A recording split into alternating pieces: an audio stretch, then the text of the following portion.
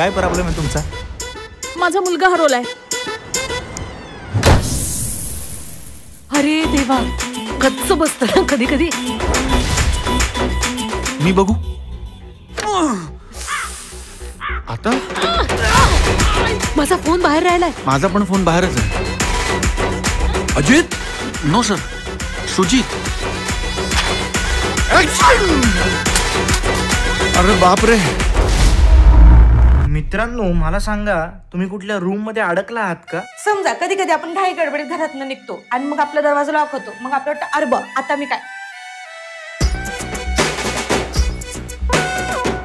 Phone उचलत नाहीये तो.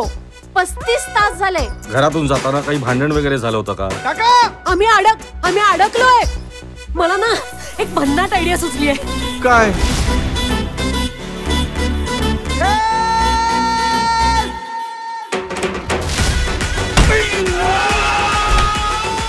सकाळपासून टेन्शन मध्ये दिसतंय. ते माझा जीव घेतील. अगं बाई. बापरे.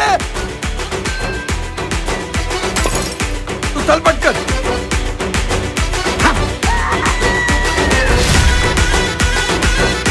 अरे तुला वेळ लागलाय का? तुम्हाला वेळ लागलाय. कुठेही जाऊ नका, लवकर परत या. भविष्य बघा ते सांगतायत नका ते.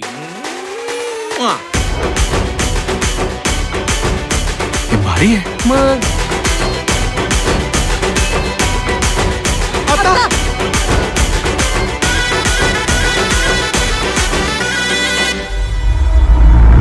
उघड ना प्लीज. नमस्कार. या आठवड्यात मराठीमध्ये 2 चित्रपट आले.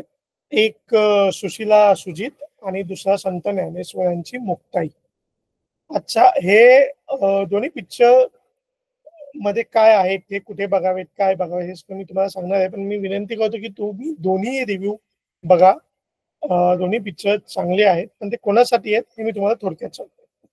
सो सुशीला सुजित रिलीज झालेला आहे. तुम्ही त्याचा ट्रेलर पाहिला असेल तर बघून घ्या. पण टू बी व्हेरी क्लिअर, हा चित्रपट लहान मुलांसाठी नाही.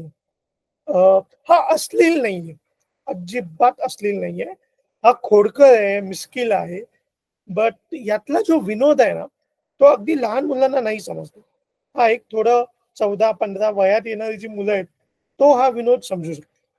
पण हा चित्रपट मेनली बनवला गेलेला आहे जे न्यूली मॅरिड कपल आहेत किंवा जे मॅरिड आहेत, ओके, हे हा त्यांच्यासाठी आहे. किंवा जी लोक प्रेमात आहेत, हा त्यांच्यासाठी. ही लव्ह स्टोरी असं मी अजिबात म्हणणार नाही. ही एक सिच्युएशनल कॉमेडी आहे.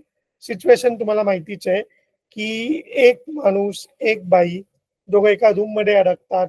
लॉक, हम तुम एक कमरे में बंद हो और रूम लॉक हो जाए, चाबी खो नहीं गई है, रूम लॉक हो गया. याची गाणी चांगली आहेत, ओके. आणि सोनाली कुलकर्णी, भाई बिग फॅन. आणि याच्यामध्ये जे ती दिसली आहे आणि जे तिने काम केलंय, अफलातून. तिचं कॅरेक्टर पण खूप खूप खूप मजेशीर कॅरेक्टर आहे, खूप विनोदी कॅरेक्टर आहे ते. आणि प्लॉट बद्दल मी जास्त बोलणार नाही, कारण त्यांच्या ट्रेलर मध्ये ना, बघा, 1.5 तासाचा पिक्चर आहे, जास्त मोठा पिक्चर नाही आहे, फक्त 1.5 तासाचाच पिक्चर आहे. आणि या 1.5 तासात तुम्ही काय काय बघणार आहे ते तुम्हाला त्यांच्या प्रोमो मध्ये दाखवलेलं. अमृता खानविलकरचा एक प्रोमो केमिओ आहे छोटासा, तो तेवढाच छोटा आहे, जास्त मोठा नाही आहे तो. 2च सीन आहेत. 5 लोकेशन मध्ये हा पूर्ण पिक्चर त्यांनी शूट केलेला आहे. 5 की माझ्यामध्ये 6-7 काही असतील.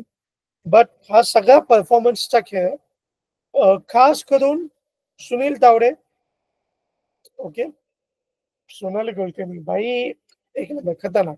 रेणुका दफ्तरदार, ओके, ह्या तिघांनी मेजरली पिक्चर पकडून ठेवले. स्वप्नील जोशीचं काम चांगलं आहे, पण स्वप्नील जोशीचं काम तेच आहे जे नेहमी असतं. त्यात काही वेगळी छटा वगैरे असं काही नाही. तो एक छान गोंडस क्यूट असा माणूस आहे. त्याची काहीतरी स्टोरी आहे, पण काही वेगळं नाहीये. म्हणजे तुम्ही स्वप्नील जोशीलाच बघता, असं वाटतं की ती स्वप्नील जोशीचीच.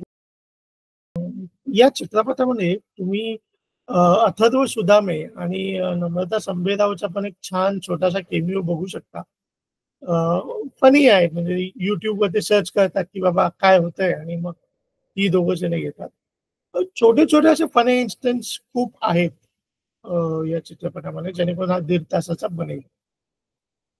अजय कांबळे आणि प्रसाद ओकनी मिळून लिहिलेली आहे. खास कौतुक करायला पाहिजे, कारण विषय जीव या कथेचा खूप छोटा होता, पण त्या या दोघांनी तो रंजक ठेवलेला आहे. प्रसाद ओकच्या दिग्दर्शनाचा मी स्वतः खूप फॅन आहे.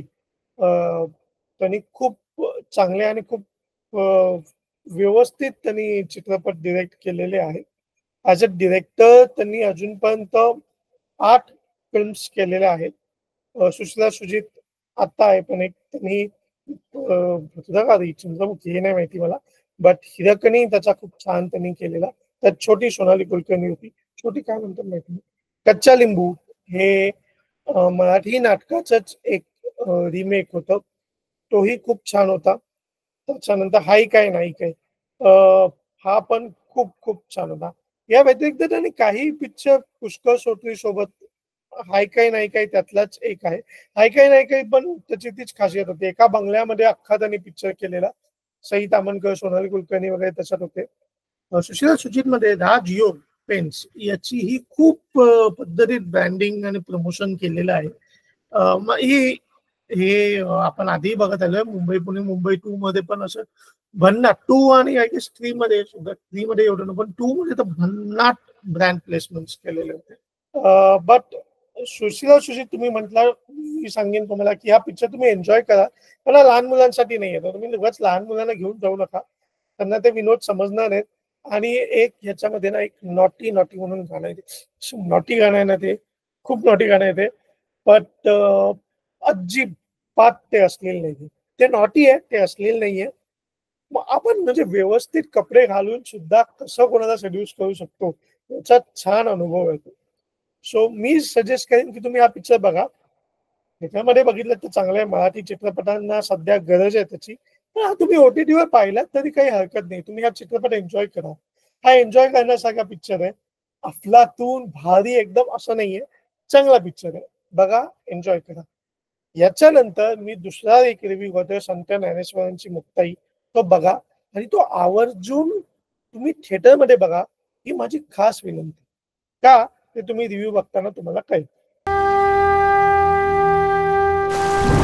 विठ्ठलपंत आणि रुक्मिणीची 4ही पोरं तेजाळ, पण ही धाकटी मुक्ता ही म्हणजे वीज जणू.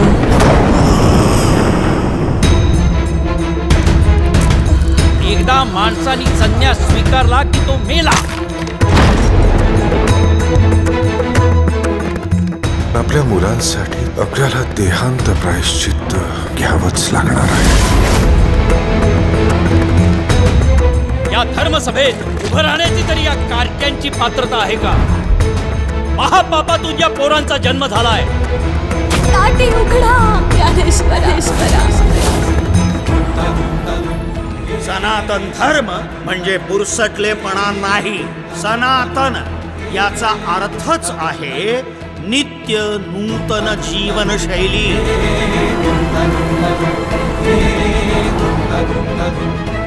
यम यम मतमिदम नित्यमनुतिष्ठन्ति मानवा श्रद्धावंतो न सूयंतो मुच्यन्ते तेपि कर्मभिः. अर्थात जो मनुष्य अगाध श्रद्धेने भगवंताला शरण जातो तो कर्मबंधातून मुक्त होतो, म्हणजेच पापातूनही मुक्त होईलच ना. अगं पण हे चांगदेव आहेत कोण? महायोगी, परमयोगी.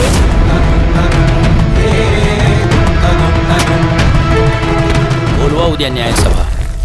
जसं त्यांच्या आई बापांना घालवलं ना, तसं या अभद्र कार्ट्यांनाही घालवूया.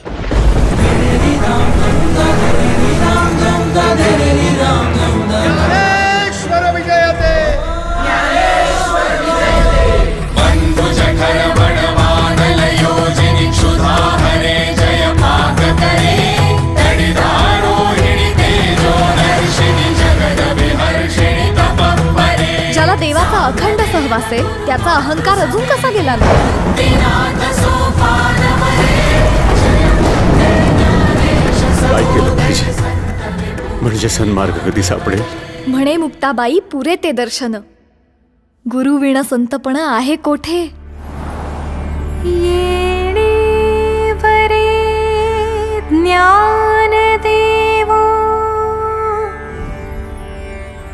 सुखिया